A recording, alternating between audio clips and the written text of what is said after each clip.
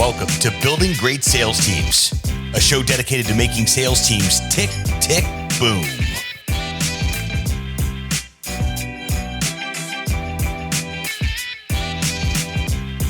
Great sales teams are not recruited, they are built, block by block.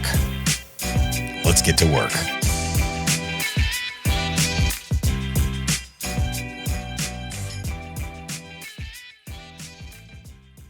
Bennett, how did you and Jake's relationship start? When he was coaching Bennett in his company? No, long before that. So, oh, really? Yeah. Okay. I started at a solar company. I was working as a brand new rep in solar. Within my first year, I became the manager of that company. And then after 2 years there, they decided to merge. So that company became Ion Solar. Okay. So Ion Solar, I used to work for the company before that.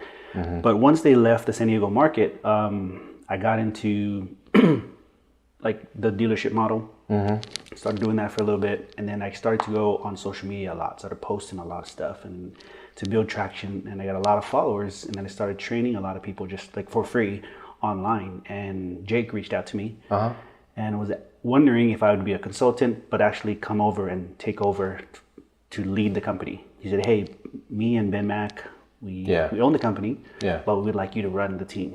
Mm-hmm. And so at that time, I had just started my dealership, and I wanted to see if I could do it. Yeah. So it was a huge opportunity, a great opportunity to take, but I had to turn them down and tell them like, I would really like to do this, but I got to see if I can do this. But also I want to see what it's like to do it, because I know a lot of people. Yeah, the whole thing. Right. Yeah. I don't want to just hop in and that's cool, but for me, I wanted to just see what people go through from like those beginning stages, the hard stuff, and so then I can share from experience. So, but yeah, they were bummed out, but super cool. That's when we met. Gotcha. So it was years ago. Yeah. Cool. But all right, guys, we got Earl Kapule. Yeah. Make sure I say it right. Earl and I met at the Solar Conference, I think is what it was called, in Dallas. Yeah. The event that Eric Garcia put on. Yep. And I was like immediately impacted by your talk. And I had just kind of been introduced in the previous 6 months before that, in Apex, and just gratitude wasn't like a part of my life, And so you had your talk, and I think it was the first day, and your talk was all about the gratitude mindset. The second day you talked about sales, right? Right. And so I was already intrigued, added you on social media.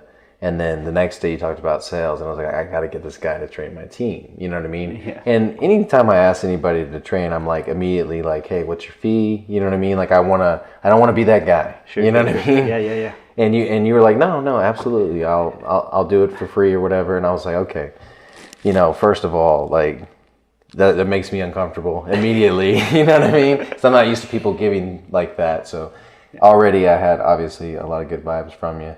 And then you did that training for us, and I showed you yesterday that in our solar chat. So one of your things was, hey, every morning, give gratitude, and you can give gratitude for the simple things, complicated things, doesn't matter, but you get into that mindset early in the morning, and just and I'll let you speak more to it because you're way better at it than me. No. But getting into that positive mindset, and I was like, I want my guys doing this. So me and Wayne and a few other leaders in the company, I said every morning let's post in the morning in our solar chat what we're grateful for. Let's be vulnerable, you know what I'm saying? Let's put some good stuff in there. So we started doing that, and everybody else started doing it and caught on. And so now we have about 20 guys or so, and about half of them every morning will do that, And so it's such a cool thing. And several times since we started doing that, they come up to me and they say, the ones that do it every day, right? They say it has like changed my morning routine so much. I don't get mad in traffic anymore. You know what I mean? Yeah. I'm not like angry about going to the gym, and all that stuff has started happening too. They're all doing things to better their life. So you've had a huge impact on my company already. So once I found out you were coming to SolarCon, I was like, I gotta do a podcast with Earl, Sure. And so I don't think I had started the podcast. No, I hadn't started the podcast yet back then. So, but yeah, if you wouldn't mind, just tell us a little bit about yourself. You can keep the I know you came from Hawaii and San Diego and all that. You can keep that stuff shorter because I know we have a lot to get into Yeah. about your gratitude mindset company. So For sure, yeah. So I've been in the solar industry for the last 8 years. Before that, I had no experience in sales, door-to-door, any of that. I never saw myself as a salesperson. Right. So I kind of got into solar by accident. A friend invited me to be a site surveyor to jump on the roof and measure the roof. Oh, okay. That's a great place to start. You get the product knowledge right away. Right. Yeah. Well, because I did construction before in Hawaii. Okay. And so he was like, "Yeah, we can throw you on the roof." I was like, "That's cool." But I went on a short trip, a mission trip overseas, came back, and that was taken. And then he said, "Well, we got sales. We always got sales." I was like, "No, I'm good." Yeah. But he convinced me. He was like, "Hey, just try it out. I think you're gonna like it. With your personality, I think you do well." So from construction to sales, and so he was already recognizing the more of the passive personality, I would say. Yeah, this is the laid back traits. He was like, Right. "You're really calm and stuff like that. I think people would like that." So went to one of the meetings, which was held in someone's apartment. I was like, "Is this like an MLM or something?" Yeah, but, immediately shady. Yeah, they're talking about, hey, you get part ownership and stocks. I'm like, okay, yeah, this is kind of one of those. MLM. But they were like, hey, just knock 500 doors, go out with one of our guys, and at the end of 500 doors, track it in a journal, show us proof you did 500 doors, and we'll give you $500. I'm like, I can do that. So I did that, and what I saw was that it works. Like other people can do it, and I was like, if they can do it, I can do it. That's crazy. $1 a door. Yeah. I never thought about it that way. Yeah, I was like, man, I'm in. And I was like, that's a cool recruiting tactic. It's like, hey, here's an easy $500. Go follow one of my guys, and then you let me know if you want to learn more, right? Yeah, so as far as our listeners, you just gave them an easy way to get these, commission-only guys rolling. Yeah, Yeah. No, that's awesome. Because they want to see money, so just show them that. But yeah, so I got into this company, didn't know anything, and what happened was I just followed all the guys that knew what they were doing. So all the guys that were showing up to the meetings, providing value, sharing their successes, and making sales every week. And I told them, hey, let me go out with you. Let me see what you're doing. Yeah. And I did everything that they did. I never said, oh, that's not my style, or I don't like that. I just took what was working. Student mentality. And then that's it. Yeah. From there, I just scaled the hours. What I noticed was those guys that had a lot of talent would only put in like 20 hours a week. So they're like, you just got to do 20 hours a week and you make good money. I'm like, okay, cool. I come from a background of construction and 40 hours a week. So what if I did 40 hours a week doing this, making this kind of money? Am I going to make even more money? And so what I did that for 6 months, and I started to flatten that learning curve really quickly. Yeah. And then I started outselling the top sales guys. Yeah. So you put in the reps, you had the work ethic. Caught up with them. And maybe even they had more talent, Yeah. But it doesn't matter. No. Not when you put in the reps. Yeah, they didn't have the hard work. They had the talent, but the hard work ethic wasn't there because it came so easy to them. But for me, it was really difficult in the beginning. But then as it got easier, I was like, man, I already have the work ethic. Now I have the skills. And then that's it. Everything fell into place. That's awesome. But they were like, what are you doing? What are you doing different? They pulled me aside, the guys that were really doing well. I'm like, they didn't want to hear what you were doing different. I said, nothing. I'm just putting in more hours. Right? You're doing 20, I'm doing 40. That's it. I'm not partying. I'm not taking trips. I'm not taking a vacation. I'm going to do this full time. Treat this like the opportunity it is. And a lot of them were in door-to-door for a long time. Yeah. So, So they knew the hustle, the grind, and, how to hack it kind of just to make enough. Yeah, and I think the other thing is they probably wasn't doing a lot of self-development. And before coming into door-to-door, I was doing a lot of self-development. So I had already 5 years in of self-development because I dabbled with MLMs and direct marketing kind of things. Yeah, and they're heavy in that because the work is not fun. Yeah, so like Jim Rohn and stuff like that, I had a lot of that before coming into sales. So the rejection and stuff didn't really affect me that much in the beginning. Yeah. So you're warmed up with it, Yeah, I knew it was a numbers game. I just had to hit the numbers and it'd be fine. Oh, that's awesome. Yeah. So that's kind of how you got started in solar. Did the leadership in that group recognize what they had? I mean, obviously they saw the work ethic in you. So did they start pouring into you too? Yeah. So I mean, once I hit my 1 year mark, they asked me to become the manager. So was that one of their? And so now I'm curious. So in most opportunity structures, it's performance based, and once you do the performance, then you move up in the company, right? Correct. And like for mine, it's leadership, performance, and now it's time. You know, I didn't really believe in time before. I wanted them to move up as fast as they could perform and as fast as they could lead someone. But now I'm okay with time. You know, it's funny when you get older, you're okay taking your time. You know what I mean? When you're younger in your 20s, you're like scale, you know? Yeah. And so what was their kind of opportunity structure? I think it was all about performance. So that's why I was able to move up so quickly. Whereas there were some guys that were there from the beginning of the company and they're still a rep. But again, they weren't showing up to all the meetings. Yeah. They took those breaks. They weren't doing 40 hours. They were just doing the minimum, the bare minimum to make it. They saw that I was willing to go beyond the minimum. Yeah. And to me, I was excited because it's kind of like figuring out a secret code, like in a video game, like, oh man, look at this cool hack or whatever. And I was like, I found a hack for life to where I was like, man, this is not easy money, but this is the biggest ROI I've ever gotten in my life for my time. And so that was huge for me. So I was like, I can just work this many hours, make this much money, and like, it's worth it to me. And it's fulfilling.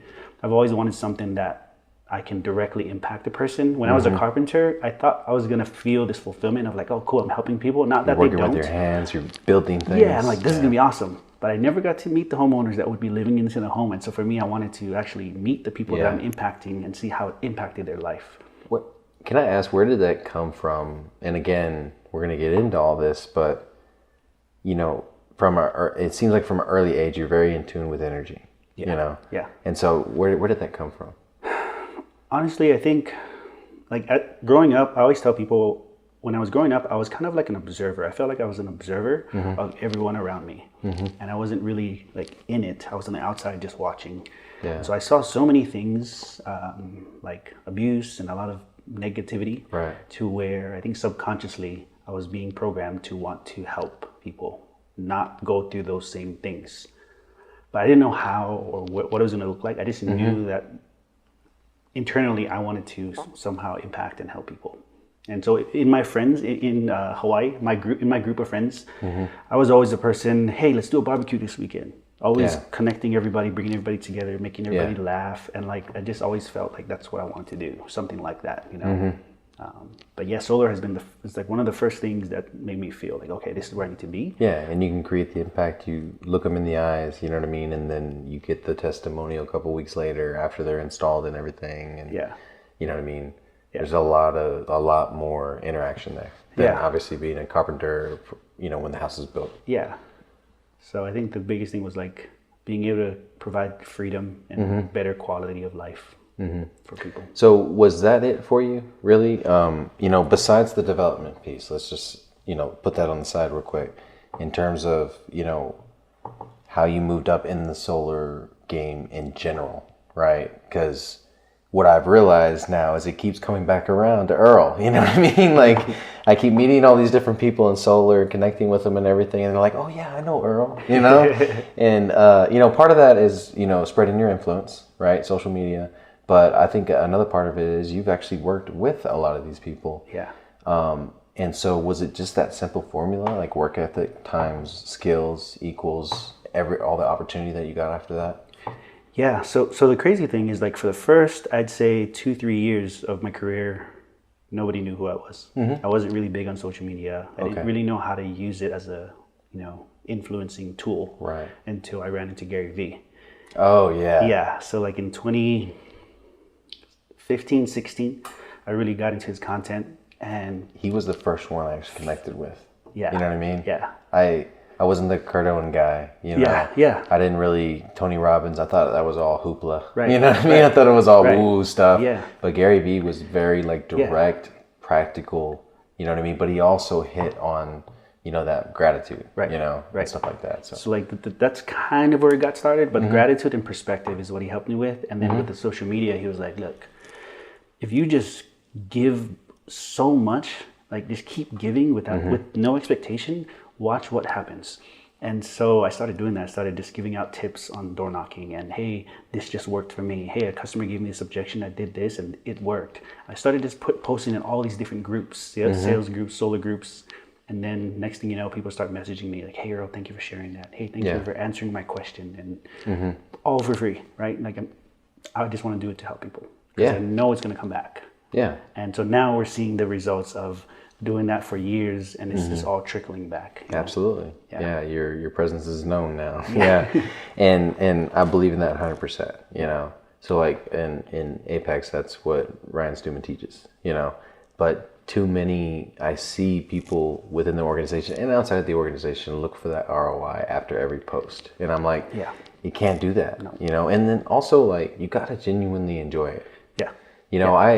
I didn't at first. Yeah. It was a trained muscle. Yeah. I didn't, but I kept going back to Gary Vee, like just document. Yep. Just document. Yeah. If you just document, then you will create some amazing content and you'll impact people. And it does. It happens all the time, at least once a month. And I don't even need that, but it's at least once a month somebody reaches out and says, hey, I've been consuming your content. Yeah. I've been following you and I appreciate you. Thank you for putting it out there. Something like that. Yeah. And I got to imagine it happens like 5 times a week for you, It happens more lately, but it's the best. Yeah. It feels really good. And, it makes, because you do, like, obviously Apex has a system to it. You follow the system and, but it does, sometimes it feels like work. Yeah. And you don't want to do it, you know what I mean? And but like, I should be documenting this. Yeah. I should make a post about this. Yeah. Like, there's a lot of value happening right here. Right. And I need to put it out into the world. Yeah. And it feels like work sometimes, Yeah. And, but then other times it's like, it flows, Yeah. But you still have to do it even when it feels like work, right. Yeah. Or else there's, and I love this quote, and I don't remember where it came from, but, basically they're saying, who is not benefiting from your story because you're not sharing it? Mm-hmm. You know what I mean? And when you reframe it that way, it's like, I have to post. Yeah. You know what I mean? It's my duty to post. Right. And then I get to post. Yeah. So. Yeah. I was sharing that yesterday as I was walking out of the conference, and I was just thinking, I was sharing that I'm super grateful for this event because I've been able to connect with so many people that have been impacted by my content that I didn't know was being impacted. They never liked my stuff. They never commented. So I don't know who they are, but they come up to me and say, hey, I've been watching, I've been listening. I'm like, okay, cool. Thank you for watching, And so I was just sharing, like, we all have a message. We all can help someone else. We all have things and tips and just things that have been helping us throughout our life. That's what you share.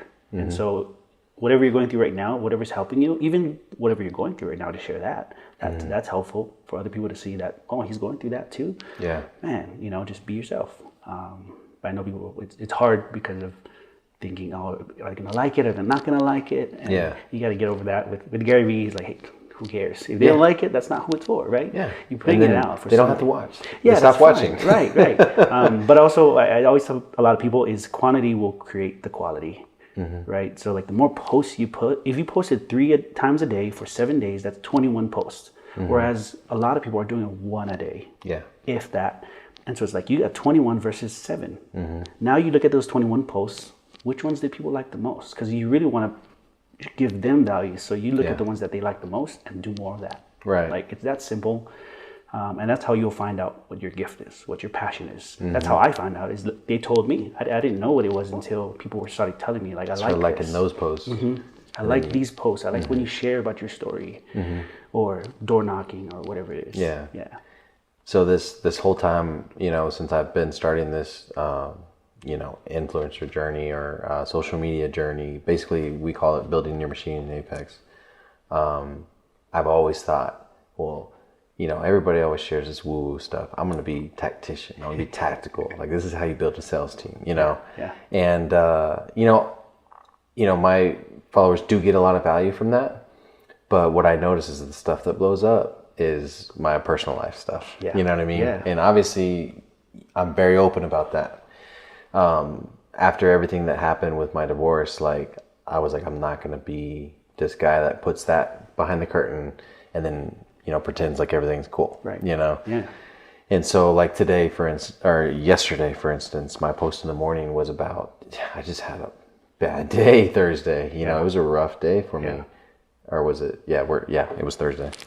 And I just put, I put it out there, and so many people messaged me, and they know I don't need the encouragement. You know what I mean? They know I'm motivated, but they put in the comments, keep going, you got this, all that stuff.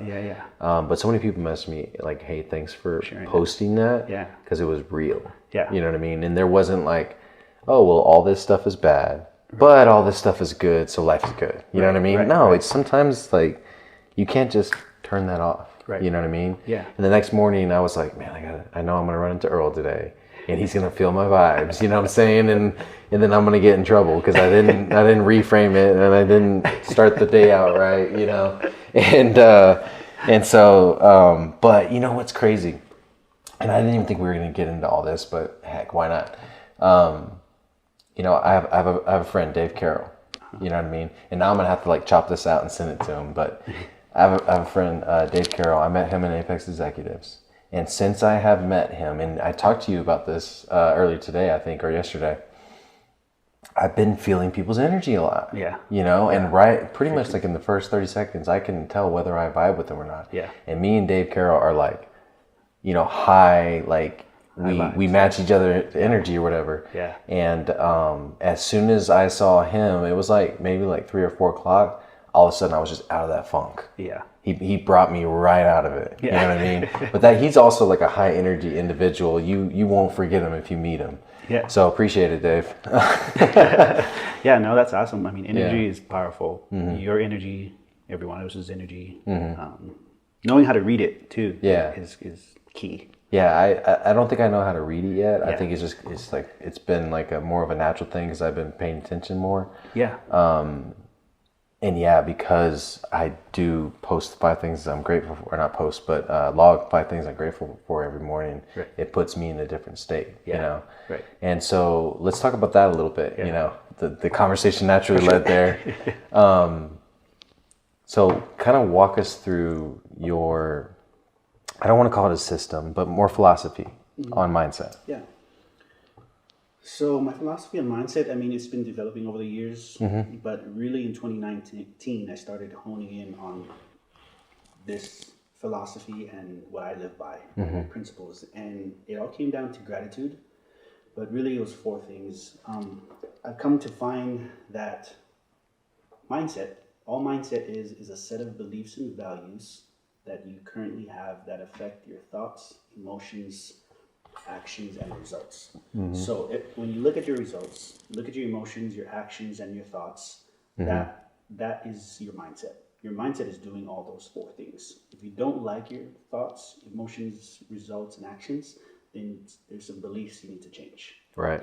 And so I help people become aware of the limiting beliefs they may be holding on to.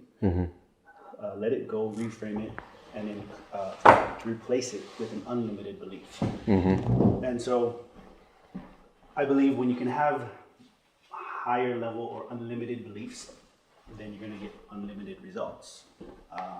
And so there's 4 pillars for me when it comes to mindset. It's gratitude, of course, right?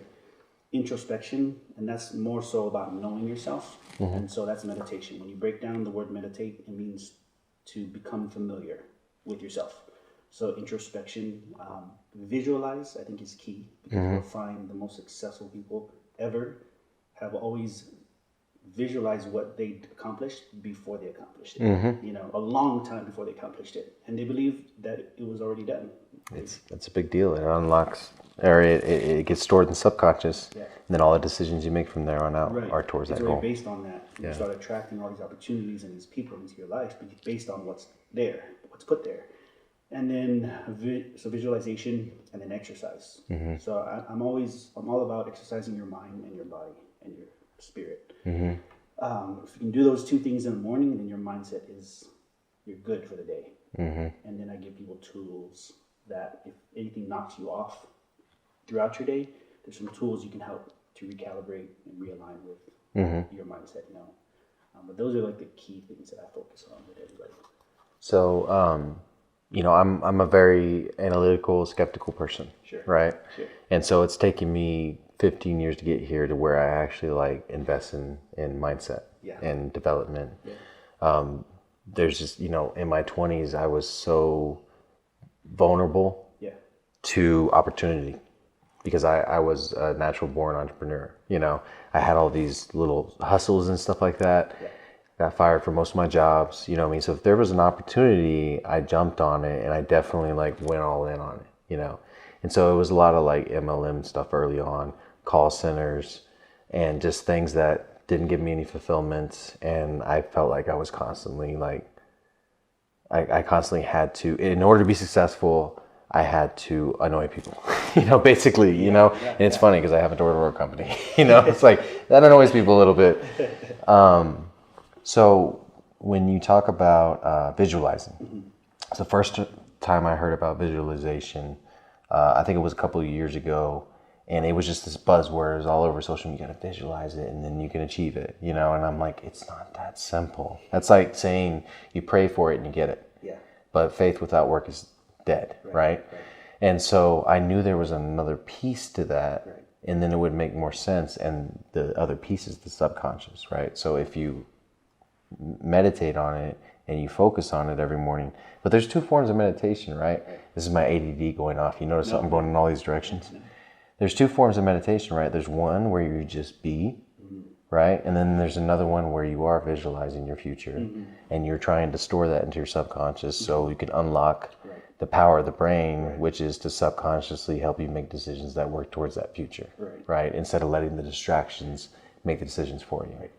So once I read about that and realized that, and I think you shed some light on it during our training for our sales reps as well, then I started practicing it a lot more. You know what I mean? Now, meditation is definitely one of the pieces that I don't practice daily, and I need to get into it, so that's some work I've got to do. But so I guess now that I've gotten us off track, let me get us back on track. So let's just talk about at like a salesperson level, because a lot of people listen to this to learn how to build great sales teams. So what are, some practices that business owners or sales managers or sales leaders can put into place to elevate their reps or their sales team's mindsets? For sure. So I'm huge on daily gratitude. So I tell a lot of my reps every day, we're posting in the group chat, and every time we have a meeting, we're starting it with gratitude. So we start everything with gratitude, and really what's behind that is you elevate your state of being or your frequency. So every time you say thank you for something, you automatically start to feel a little better. And so I get my team to understand that as simple as this might sound, this is going to be one of the most powerful, simple things that you can do. And so I get them into that, and then it goes back to the four things again, but visualization specifically. So I get my reps to understand, what are you doing this for, and what's the reason behind it. And I'll ask them, if you had all the time in the world, all the money in the world, what would your life look like? What are you going to be doing with your life, right? And most of them, a lot of times, 9 out of 10 times, people say, travel, help people, help my family. And it's a very conditioned answer to me. It's been conditioned by society. No, specifically, what does your day look like? When you wake up, what are you going to do? What kind of car do you have? What kind of house do you live in? What are you doing for a living? Are you still selling solar? What are you doing? And then when I can get them to really start to explain that, most people don't know what that is. Right. But when I can get them to... It takes time to put that together too. Yeah. You got to do it with intention. A lot of them, they don't know because they never taken the time to even try to visualize something that they've never had before. That's something amazing, right? So one of my reps, he started to think about it. I told him, come back tomorrow, I'll ask you again. Yeah. And this time he came back and said, I love playing basketball. I'd love to have a gym and bring kids in and coach them just from the community and train them, keep them off the streets and just teach them basketball and coach them about mindset and being positive and gratitude and all that. I'm like, great. Well, so what do we need to do to get that, right? How much does this gym cost? What does that look like, right? Yeah. Then all their goals will be around that. Now they have something to work towards. And I feel like the more specific you can get to where they're now thinking about something that gives them really good feelings every day, not some general feeling, then the results come.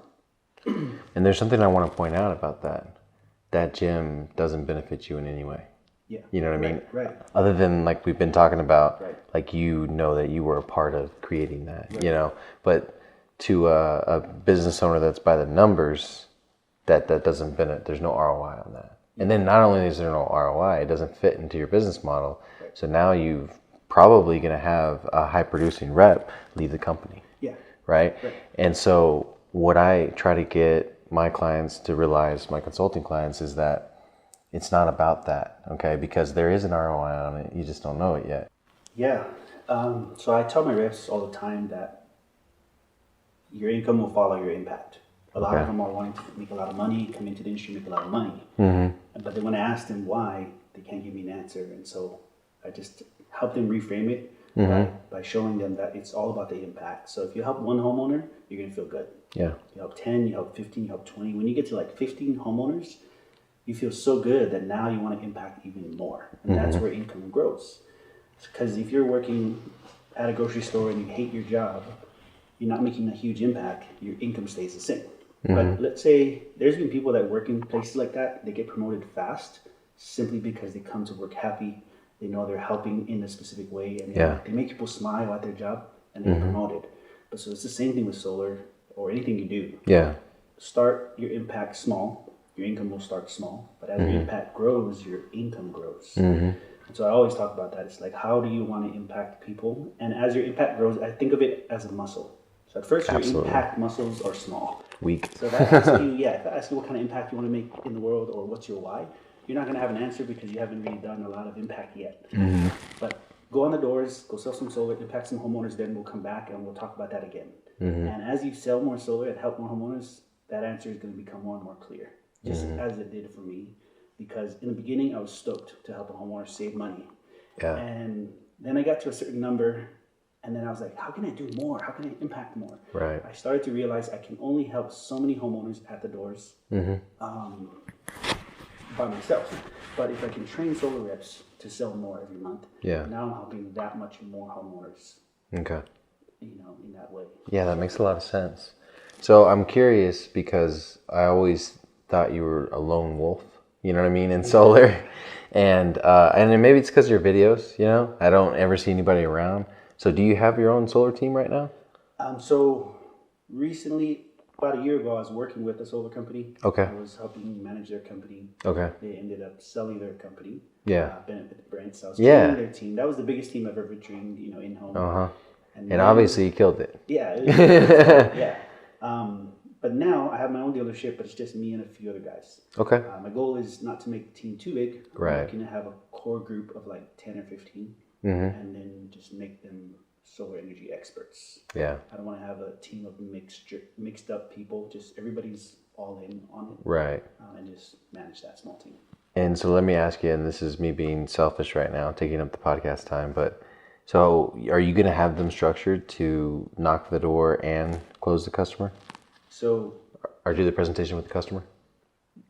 If they have no experience, they're starting off as setters. Okay, so you are going to do like more of a setter-closer model. Start as setters as you train, go through the trainings, have so many deals actually go through, then you've earned the right to learn how to close, come into appointments, and then become a closer.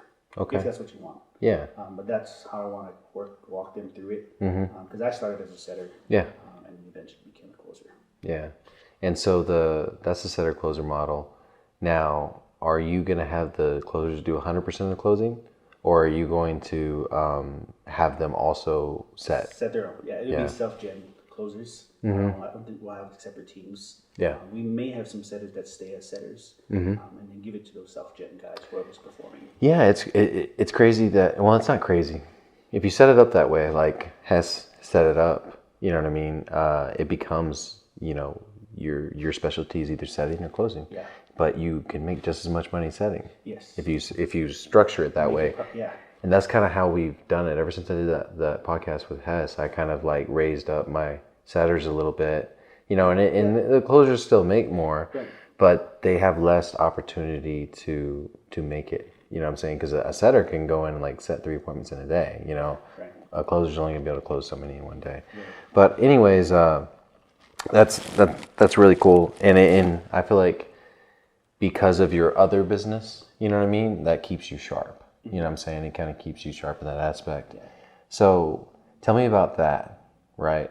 And he keeps coming up. He's kind of like your I guess your what is it called? Not perfect story, but the guy that was there at SolarCon that you're coaching. I don't know his name. Was it Phil? I'm not sure. He's got the curly hair. He looks like he's 16. Oh yeah, super Phil, young. Phil, He's Phil. out of Dallas, That's I Phil. think. Yeah, I love that guy, Phil. Yeah. He just barely turned 21. Okay. And I was coaching their company, and Okay. he was brand new when I first started coaching that company. Okay. And yeah, he asked questions all the time and taking notes on every call we were on. He's taking notes, started applying things, and always letting me know, hey man, it's working. What about this? And like just always hungry for the knowledge. Yeah. And so yeah, his life has changed, and yeah, I'm grateful for him. That's awesome. And at that age too. Oh yeah. You know. Oh yeah. So when we met at the event, he was there, and we had a short talk, and he was talking to me about how he feels like he should be further along. I told him, everybody your age, all the young people, they think they should be so far ahead in life. I'm like, you are ahead already. You know, by being this age in this industry, learning from the people you're learning from. Oh man. Well, and you're developing in here. Yeah. You know. First, yeah. Which I didn't. You know what I mean? It took me until I was 30 something. Right. So you're a decade ahead of most of us. You know what I mean? That's what I told him. And so that's amazing. So once he shifted that, he was like, "Oh man, that makes so much sense. Thank you for telling me that. I feel better now." Like a lot of it is perspective. How many clients do you coach like that? So that was actually my first client. I haven't had any clients since, but right now I'm developing my program. Yeah. So a lot of people have been calling to come on, but I haven't taken anybody on yet. Yeah. I want to wait till the program is complete. Yeah. You know, I did something similar with consulting. You know, fortunately, it was all in my head, and I was immediately able to slap it down on paper. It's not as sensitive and complicated as, you know, the gratitude mindset that you're putting together. You know what I'm saying? And obviously, you're coaching. The other side of coaching solo guys is just the product knowledge and sales ability and stuff like that. So that part's probably easy for you to like slap on paper real quick, you know. And so I was able to put that together, and I put it together in the form of Kodak, right? And the first letter is compensation, you know, and then you got opportunity, development, operation, and then culture.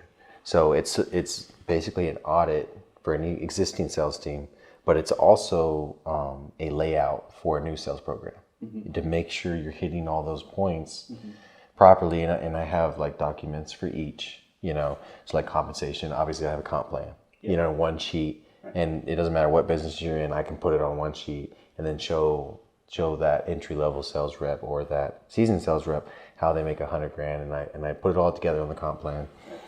Any incentives and bonuses and stuff like that go on there. And then, you know, so typically lay out that program. So let's kind of get into that. You know, when it comes to your team that you have, compensation wise, and I always ask this question, do you pay the most? No. Okay. No. And why not? Wouldn't you recruit more people? Yeah. I mean, everybody's looking for the lowest red line and to make the most money. Yeah. And I always tell people when they come to ask me with that question, I'd always tell them, well, for that red line, what are you getting? What are they giving? What are they providing, right? I'm here because I'm going to provide you what no one else is providing. Yeah. Go to any of those companies that have that lower red line or that bigger margin. I can almost guarantee you they're not going to provide what I'm providing. Yeah. Right? Because they don't have the profit for it. They don't have the margin for that. Right. So we're going to provide you things that is going to help you to learn everything you need to learn, but also to just focus on learning and getting out there and selling. You don't have to do this creating designs and all the other stuff. Right. But yeah, and people understand that. So it's like, if you want to go that way, go try it. And then if it doesn't work out, come try us. Gotcha. Yeah, and that makes a lot of sense. And I always know the answer. Yeah. You know what I mean? Yeah. But I want to point that out because you know, the first thing my clients often talk about is, oh, you know, this roofing contractor is paying more than us, and that's why we're not successful. You know what I mean? Or this, you know, marketing company, you know, is hiring over in the Philippines, so their cost of labor is way lower. You know, and they're able to pay more, or they're able to be the cheapest. You know what I'm saying? And it's like, that's not what it's about. Right. You know, and so it's about this Kodak. You know, and if you're hitting every point, if you're somewhat competitive, and you're fair, you know what I'm saying? And then there's the second piece, which is opportunity. If you come in and the highest they can go is closer, you know what I mean, and they don't have an opportunity to lead men and women, you know, some people, probably about 50% of your people, it's not going to be enough for them. They're going to want to lead eventually, you know, and you're going to want to let them step into that, because guess what? When they lead, then you multiply, you know. And so in terms of opportunity, how's your opportunity structured for your team? Yeah, I believe everyone that comes in, when I talk to people, I tell them we're looking for leaders, like right out the gate. Yeah. You know, knocking on doors is just where you start. Yeah. But there's stages. So doors, then closer, and then mentoring someone else. Yeah. Once you've mentored a few people, then you can become like a manager, you know, and then run your own office. And then at some point, you know, just become the leader of the company. But that's how I see it. I believe everybody's a leader. Yeah. It's just if they want to become one or not. Well, oftentimes we don't become leaders until we step into our purpose, you know? Right. And so I believe that 100%. So what I imagine a lot of people that want to come work for you, they don't care about the money because they know they're getting something else, which is you. Yeah. You know what I mean? And that's the power that, you know, building your authority and, you know, whether it's gratitude mindset space or the solar space has done. And so it's not about the money at that point. It's about the development, which is the third piece of Kodok. And in terms of that, how do you guys develop your reps? Is there tools you use? You know, obviously you have your systems and everything in terms of sales and overcoming objections and all that type of stuff. But do you kind of bring in tools as well? So when I was at Switch to Solar, they had tons of systems. That's what I loved about them. So I ran Lux before COVID, and I didn't have systems. Then COVID hit, so I put that on pause. Went to work with Brent and Bennett. Yeah. And what I noticed was those systems were like key. So now coming back around round 2 with Lux, I'm seeing that I just need all these systems. Once I have all these systems, then I can spend all my time and energy into the reps and not have to go back and forth. Into mentorship. Hats. Yeah. So when you're starting your own business or dealership, you're going to wear all the hats at first. Yeah. But as soon as possible, you need to start passing those hats on. You need to bring people on. Don't worry about being profitable. Just bring people on to help. Yeah. I always tell people either you need to automate, delegate, or eliminate. Right. So look at areas. Where have I heard that before? I'm not sure where I got it. Okay. Yeah, I've heard that before. Yeah. Keep checking your inventory and be like, what can I automate? What can I delegate? And what can I eliminate? And so we're going to automate the training and a lot of systems and follow-ups and things to where I can spend most of my energy on what is really necessary for me to do for my reps. Because I can't spread my energy out and give them the best of me.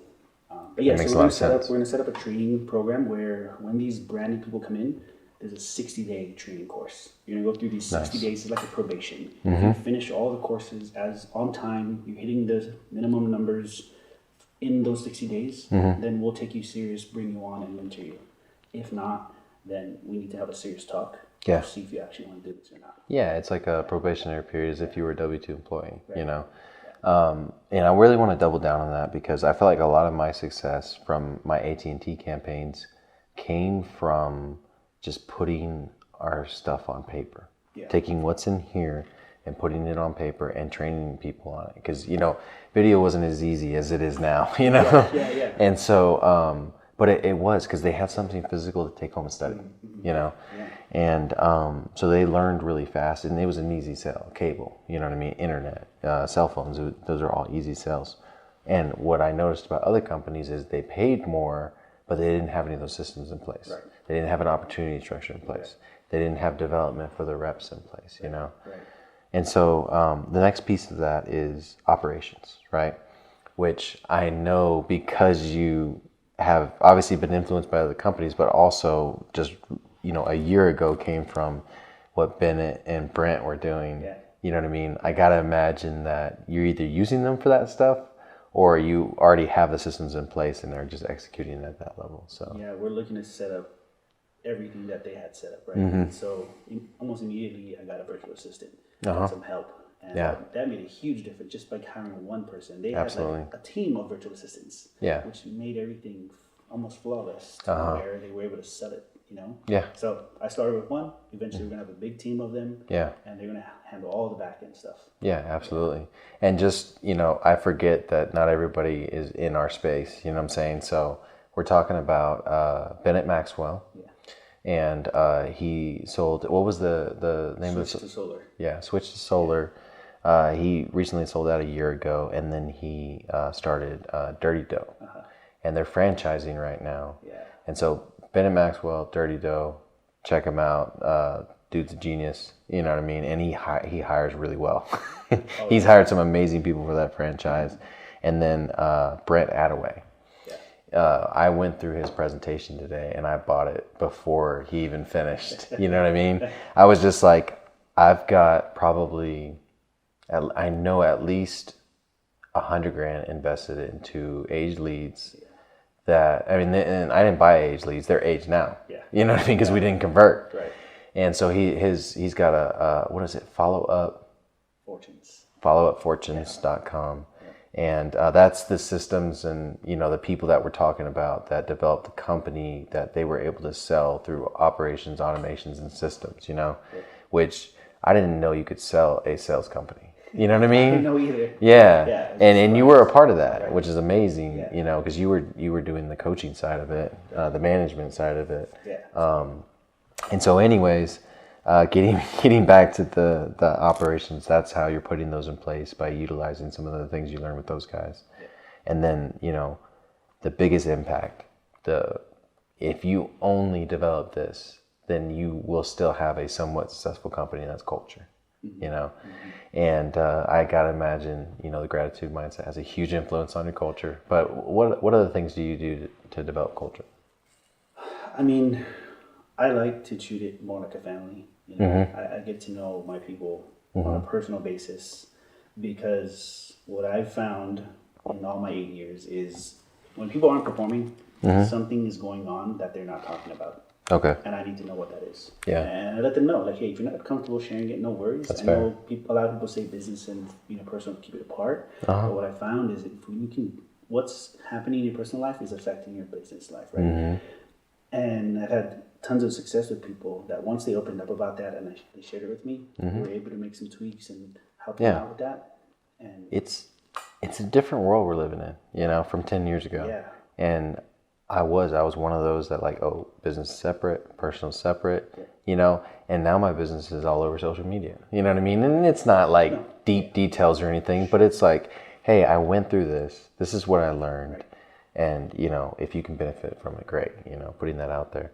But, yeah, that absolutely needs to be part of the culture. Yeah. You know, one of my favorite things was, so a few exercises, you know, that I feel like I can contribute here, because I learned this from Thomas Keenan, and he's the COO of Apex.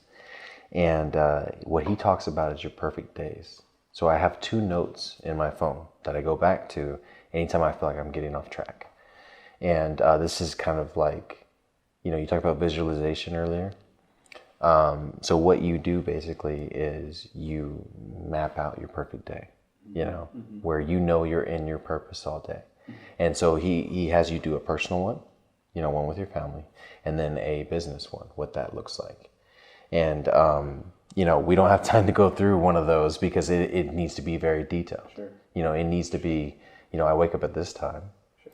This is the next thing I do. You know what I mean? I pray, I meditate, I give gratitude. You know, I brush my teeth. I mean, and then like the description of the toothpaste, you know, it's getting super intentional about your perfect day. Yeah. And I love hearing his, you know, because it inspires me so much. And then I go back to mine and I tweak mine and I move things around. Yeah. And if your reps or anybody's reps listening do something like that, I mean, you just become incredibly intentional. And it's not just intentional about your purpose. It's intentional about, you know, what shoes you want to wear, how you want to live. You know what I mean? Where you want to live, like what city is it? You know, are you traveling that day? How are you traveling? Is it in a private jet? Right. Is it on a bicycle? You know what I mean? Like, and so all of a sudden there's all these details to your life that haven't been made yet that you start visualizing and looking on every day, and then making decisions to make happen. Right. You know, and it's such a cool exercise. Yeah. You know, and it's done a lot for me because I actually shared that with my reps. Yeah. And one of my closers, her name is Darianne. Shout out to Darianne, my number 1 closer. And that's why I attended the women's panel today, because I was like, I need more insight on how to like connect with my female closers. Yeah. But anyways, she shared her perfect day personally, and it was just such a cool experience because she was talking about her daughter walking down the steps in her private school uniform. You know what I mean? And these weren't just regular steps. Right. They were marble steps. You know what I mean? And she talked about her and her daughter looking in the mirror at themselves. You know what I mean? And what they were wearing. And, you know, she's got these kind of heels on and this kind of dress. And she's, you know, she's decked out. You know what I mean? And she's going to take her daughter to school or whatever. And it was just cool to hear that. And, you know, once she put that in her mind, you know what I mean? And then since then, she's closed like, oh man, like 100, probably like 110 watts of solar, or kilowatts of solar. Wow. So, and that was just like a couple months ago. So she's been doing really well. So that's one of the exercises. What were you gonna say? Oh no, I was gonna say it reminds me of something that I teach everybody is, so a huge topic lately. Like if you ask me which types of posts gets a lot of likes or a lot of like, if you go to my TikTok channel, you're gonna notice the videos with the most views and interaction are the ones that's talking about the law of attraction, the law of vibration, and manifestation. Because for a long time they have been very wooey things that are like, oh, that's just whatever. And that's how I thought about it. But I got into the science of all of these type of things and how they actually work. You mentioned the visualization, and then the results just happening. Right. She took action and she did things. Right. But what happened before that? Right. She had to see something in her mind and believe it could happen. Right. And so it's a simple equation. I always tell people manifestation, when things manifest into reality, it all started in the mind. Yeah. Right? This microphone, everything started in someone's mind. But it just says two things: clear intention and elevated emotion equals manifestation. If you're missing any one of those or both, nothing will manifest into your life. What will manifest is what is currently in your subconscious, right? So I feel like most people are living on autopilot.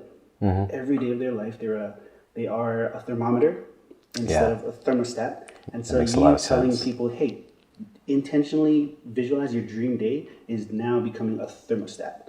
Now you're setting the temperature of how you want your body and your mind to feel every day. And from that place of a higher frequency, you now go out and operate and you do things as that person with your daughter at the private school. Like that's how I operate on a daily basis. Yeah. You know, so. Yeah, that's powerful. Yeah. I had the opportunity to do career day at my kid's school. So it was crazy because I had to do my deal 5 times, you know. So I told them, you know, who I was and what I did, what a business owner was and what they actually do every day, you know. And then the way that I ended was talking about exactly that you can architect your life. And people don't realize that, but once they do it, it unlocks something. And then they realize all I have to do is live intentionally, or all I have to do is like map it out first, live intentionally. And so what's the formula? Say the formula one more time. So clear intention plus elevated emotion equals manifestation. Absolutely. So a lot of people either have a clear intention, but they doubt it, so they have low emotions about that, or they're super excited, but they don't know what about. Yeah, or absolutely. happy and grateful, but then there's no vision, right? So but combine those two. I mean, about anything. And I was telling somebody earlier the other day, is like if you never really practice the law of attraction or manifestation, start with something small. Yeah. Right? Don't go too big, $1 million. Right. Small. Yeah. I'd like to have a good conversation while I'm on the doors today. Like visualize. I'm gonna go out, knock doors, talk to some people. I'm gonna have some good conversations and just help people. You know, I didn't knock doors for long because I was trying to build. But when I did, it never failed. I always found someone with some really good energy, and you end up talking. They already had AT&T, you know what I mean? Yeah. But they were just filling their cup. You were filling theirs. Yeah. And so that's something you can look forward to every day when you're on the doors. Yeah.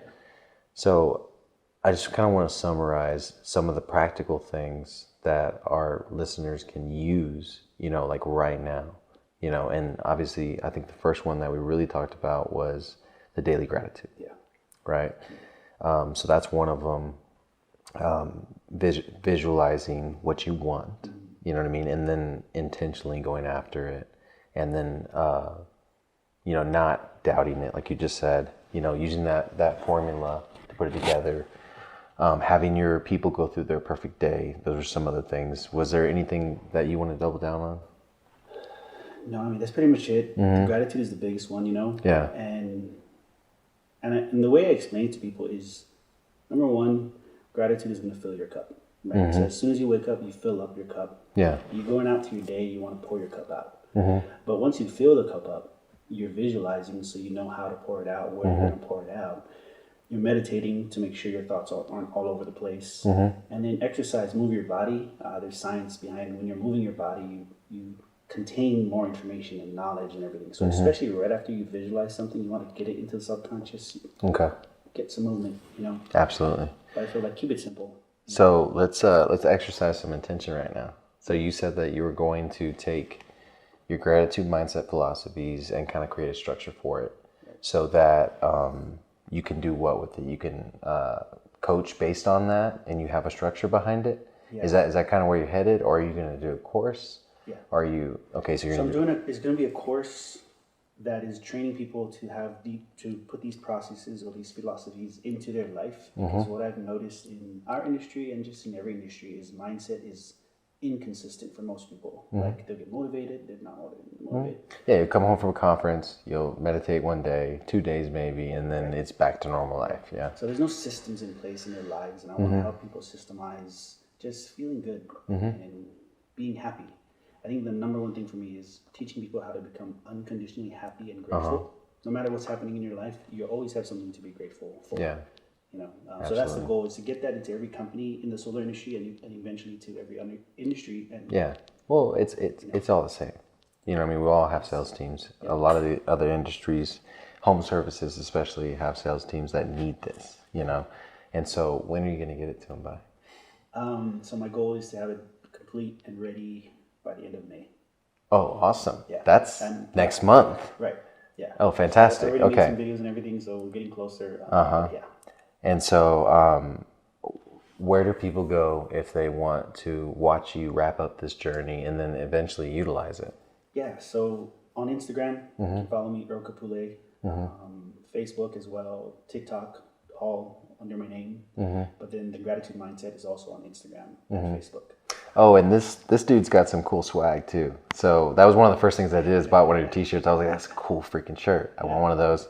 So I bought one of your t-shirts, and then I went back later on, and I want to say I got a hat and a sweater. But I think I went too small in the sweater. And now my daughter wears it though. Oh, love it. Yeah, she loves my hoodies. You know what I mean? So I have a few pictures of her in the gratitude hoodie, Yeah. And so, but yeah, so you got some really cool swag. So did you get the website for that? So that's at thegratitudemindset.com. Okay. Yep. Yeah, so go get a t-shirt right now. We love our black shirts. He's got the black shirt with the gratitude across. Yep. It's so cool. One of my favorite pictures, and it was the first private jet trip that I took with Ryan Stewman. Yeah. And I have this picture on there, and I have just this big ass smile on my face, and then there's my gratitude shirt right across it. And so it's still to this day one of my favorite pictures. But no, I appreciate everything you did for our company. Really appreciate you coming on the podcast here, man. And now I want to do yours on Tuesday. I don't know. It's gonna be a fight between you and Bennett. And so I made these specific for SolarCon. So you did? On the back it says gratitude is a magnet. Okay. And then the other one I wore on the first day, it said what you appreciate appreciates.